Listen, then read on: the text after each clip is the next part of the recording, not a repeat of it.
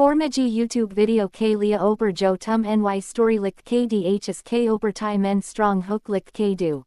Hook jandar. Suspenseful our curiosity si barpor hona chaye k mary vauer engage ho jn our video ko ntk deck and the desert rose.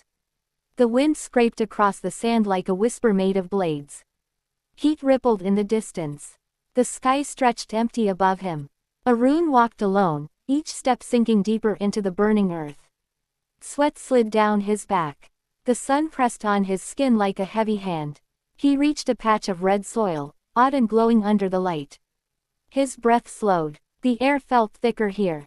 Something shimmered at the center of the red patch. A shape, a bloom, a rose made of stone and dust. Arun stepped closer. His heartbeat echoed in his ears.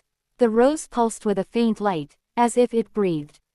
He knelt beside it. Sand shifted beneath his knees. The ground felt warm, too warm. He reached out his hand. His fingertips hovered above the strange petals. The light inside the stone brightened. The wind went silent. The desert held its breath. A crack opened beneath the rose. A thin line, splitting wider. Arun tried to pull back, but the soil tightened around his feet. Heat surged upward. The rose trembled, glowing brighter, as if waking. Something moved inside the crack. A sound rose from below. A sound like a voice scraping upward from the earth. A sound like a voice scraping upward from the earth. Deep, uneven, growing louder beneath Arun. He froze. The heat surged through the ground and climbed his legs. His breath trembled. The desert seemed to lean closer. The crack widened. Sand spilled downward. Red dust rose like smoke around him. The stone rose flickered. Its glow sharpened. Its edges seemed to shift like living skin carved from light. Arun reached forward again. Against every instinct. Against every warning rising inside him. The air thickened. Each inhale felt heavy and slow. The glow wrapped around his fingers. Warm at first, then burning. He jerked back, but the light clung to him. Threads of brightness stretching from the stone into his hand. A shudder ran through the desert floor. A low groan rolled beneath his feet.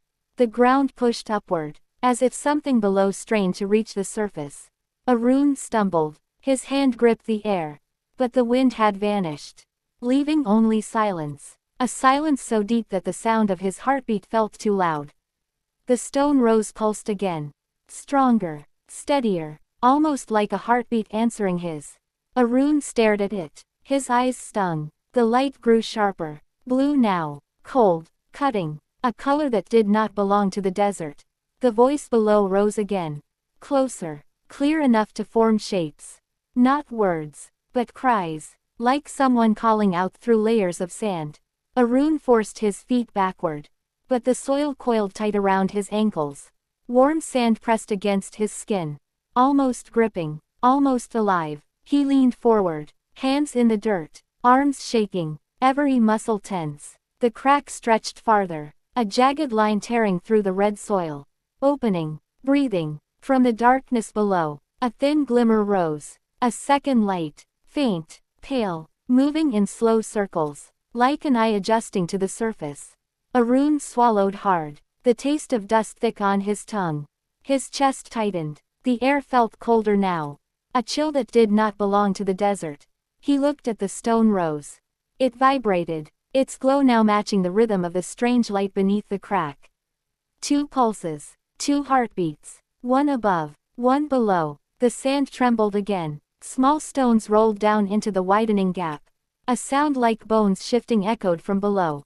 Arun tried again to pull free.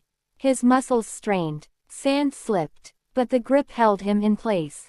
The pale light rose higher. Its glow brushed against the underside of the crack. Soft and eerie. Almost gentle. A whisper drifted out. A real whisper this time. Soft. Clear. Calling his name. Arun froze. His breath caught. His heart slammed against his ribs. Another whisper. Closer. More familiar. The same voice. His mother's voice. A voice he had not heard since she vanished in this desert years ago. Arun felt the world tilt. Heat blurred around him. His head spun. His eyes stung with disbelief. The pale light stretched upward. Thin strands curled toward him. Reaching. Inviting. The stone rose flickered again. Its blue glow dimmed, then brightened, as if responding to the voice below. Arun's legs trembled. He leaned forward, against the pull of fear. Against the memory of warnings told by elders. Warnings about the desert. Warnings about the red soil. Warnings about the lights that called to travelers. The whisper came again, calmer, warmer, calling him closer, shaping his name with impossible clarity. Arun's hand lifted, slow, unsteady, drawn by something he did not understand. Heat wrapped around his fingers. Cold wrapped around his wrist. Two sensations twisting together, pulling him toward the crack.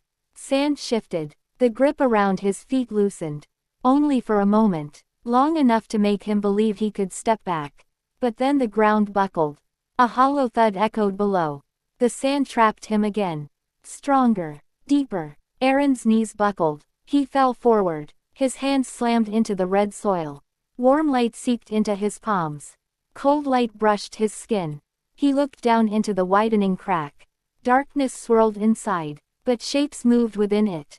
Thin, slow, reaching upward. The pale glow outlined them.